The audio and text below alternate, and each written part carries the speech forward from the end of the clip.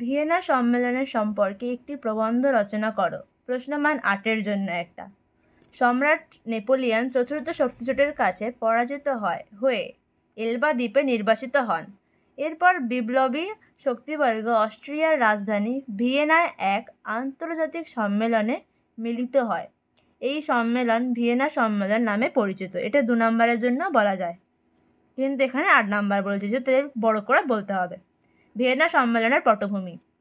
প্রথমেই পয়েন্ট করতে হবে জাতীয়তাবাদের বিরোধিতা। নেপোলিয়নের পতনের পর বিজয়ী ইউরোপীয় রাজতান্ত্রিক শক্তিগুলি নিজেদের নিরাপত্তার স্বার্থে আরও শক্তিশালী হয়ে ওঠার চেষ্টা করে। ইউরোপের পুনর্গঠন। ফরাসি দ্বিতীয় পয়েন্ট ইউরোপের পুনর্গঠন। ফরাসি সম্রাট নেপোলিয়নের তীব্র সাম্রাজ্যবাদী নীতি গ্রহণ করে ইউরোপের বিভিন্ন ভূখণ্ড দখল করে ও ইউরোপের মানচিত্র বদলে তার পতনের পর সেই সব স্থান পুনর্দখল করে ইউরোপের মানচিত্র পুনরায় ফিরিয়ে আনার উদ্যোগ শুরু হয়। ন্যায্য রাজবংশের প্রতিষ্ঠা, এটা 3য় পয়েন্ট করবে। নেপোলিয়ন ইউরোপের বিভিন্ন শাসককে সিংহাসনচ্যুত করলে এখন নেপোলিয়ন বিজয়ী শক্তিবর্গ সেই সব দেশের সিংহাসনে ন্যায্য রাজবংশগুলোকে পুনরায় প্রতিষ্ঠা করার উদ্যোগে নেন। তারপরের পয়েন্ট, এটা এখন মূল পয়েন্ট হয়ে দাঁড়িয়ে এসছে। ভিয়েনা সম্মেলনের মূল নীতি। 1815 সালে ভিয়েনা সম্মেলন অনুষ্ঠিত হয় অস্ট্রিয়ার রাজধানী ভিয়েনাতে। এই সম্মেলনে অস্ট্রিয়া, রাশিয়া, প্রাশিয়া ও ইংল্যান্ড এই 4টি দেশ প্রধান ভূমিকা গ্রহণ করে। এই 4টি দেশ থেকে বিগ 4 নামে পরিচিত। এই সম্মেলনে প্রধান ব্যক্তিদের মধ্যে ছিল অস্ট্রিয়ার প্রধানমন্ত্রী মিটারনিখ, রাশিয়ার জার প্রথম আলেকজান্ডার, ইংল্যান্ডের প্রধান মন্ত্রী ক্যাসলির এবং পরাজিত ফ্রান্সের প্রতিনিধি তালেরা।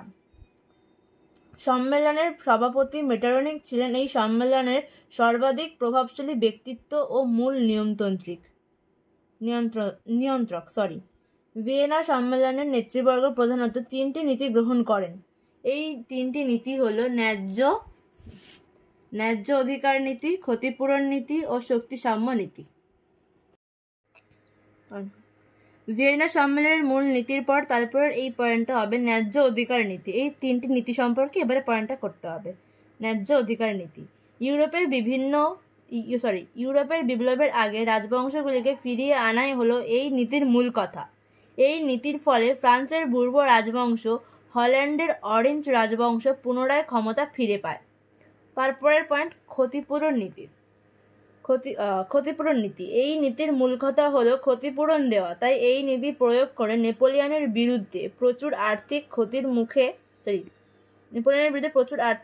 মুখে পড়েছিল। তারা ক্ষতিপূরণ হিসাবে নেপোলিয়নের অধিকৃত ভূখণ্ডগুলি ভাগাভাগি করে নেবে। তারপরের পয়েন্ট, শক্তিসাম্য নীতি।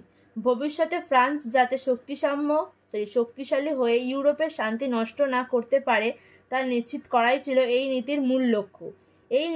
এই নীতি প্রয়োগ করে ফ্রান্সের সেনাবাহিনী ভেঙে দেওয়া ফ্রান্সকে 70 কোটি ফ্রাঙ্ক, অর্থাৎ ফ্রান্সের মুদ্রাকে ফ্রাঙ্ক বলা হয়েছে, দিতে বাধ্য করা হয়। তারপরে সবশেষে উপসংহার বা মূল্যায়ন। আমাদের মনে রাখা দরকার, এই নীতি প্রয়োগ করে 4 বিজয়ী শক্তি ফ্রান্সকে আর্থিক ও ভৌগোলিকভাবে দুর্বল করে ফেলে এবং এর ফলে ইউরোপের শক্তি প্রতিষ্ঠিত হয়।